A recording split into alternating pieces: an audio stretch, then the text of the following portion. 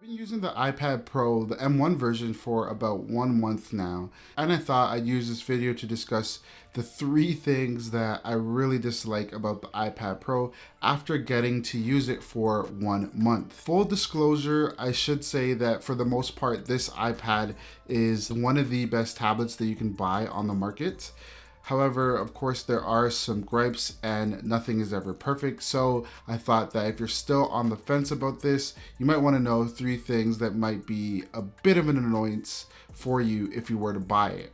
Before I get into the video, I'm going to kindly ask you guys to look for the subscribe button and smash it for me. I do a lot of content on iPads and tech topics, so if you're into that, make sure to hit the subscribe button and you'll be rewarded because I'm doing a giveaway to subscribers. If you subscribe and comment, you'll be entered into a Homepod Mini Giveaway, which will be announced when I hit 1K subscribers. Let's get into the video. So let's start off with file management. Now, for somebody that is looking at the iPad Pro as a computer replacement, file management is super important for you.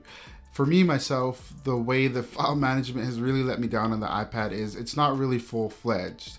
While iPadOS 15 is getting a progress bar for when you're dragging files, which is amazing and something that I didn't like before with iOS 14, the process of bringing files over from an SD card to your iPad can definitely be improved by a lot of ways. I feel like the way Apple made iOS 15, you're gonna always need a MacBook or a computer around. Case in point, you can't format an SD card or a drive when you're on the go.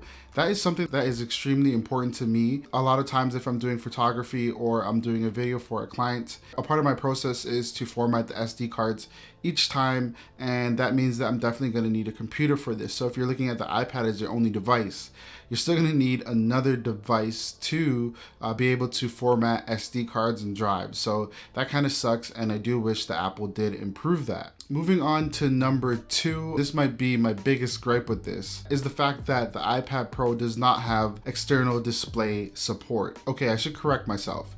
It does have external display support, but it's not good. It's not good at all. If you plug your iPad Pro into a 4K display or really any display, you're gonna get black bars on each side of it, which makes no sense. It doesn't allow you to fully use the display that you have, and it's in a scaled down resolution. So you cannot plug in your iPad Pro and use it in a 4K display. And not only that, but it only mirrors what's on your iPad. So it doesn't allow you to use a dual display setup where you're working on one thing on your iPad and then on your display you're working on something else. And that's something that you can do with a MacBook and a lot of computers. So that is a big limitation for people like me that uses a display to pretty much edit all of their content. And let me put on my tinfoil hat for a second.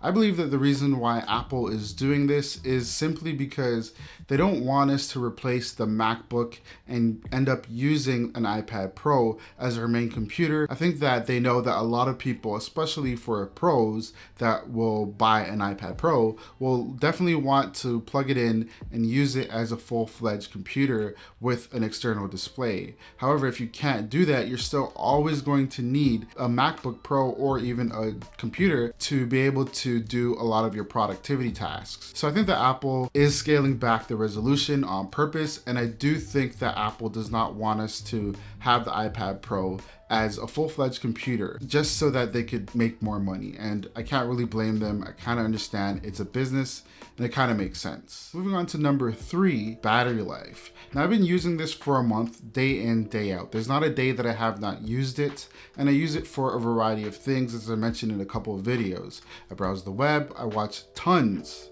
and tons of YouTube, more than I should. I also use it for online shopping and just a lot of things. For a little bit to about 30 minutes per day, I usually edit photos or thumbnails, so I use the iPad Pro for that.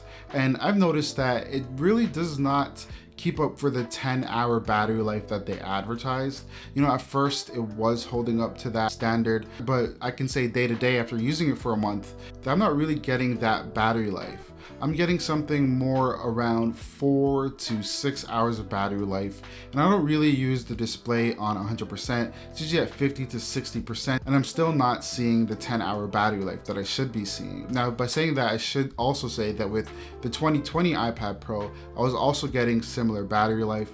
I didn't really see an improvement by moving with the M1 chip, and this totally might be an app or something that I'm using. I'm not entirely sure, but I thought that I'd let you guys know. It's definitely not a major problem. I see a lot of other YouTubers getting like 2 days out of this thing, but as I said, I thought I'd mention it. Yeah, overall, this thing has not had too many problems. I don't have the 12.9-inch version, so you're not gonna see any blooming on the 11-inch version, and I think that besides everything that I mentioned in the video, it's still a good buy. Now, is it worth it?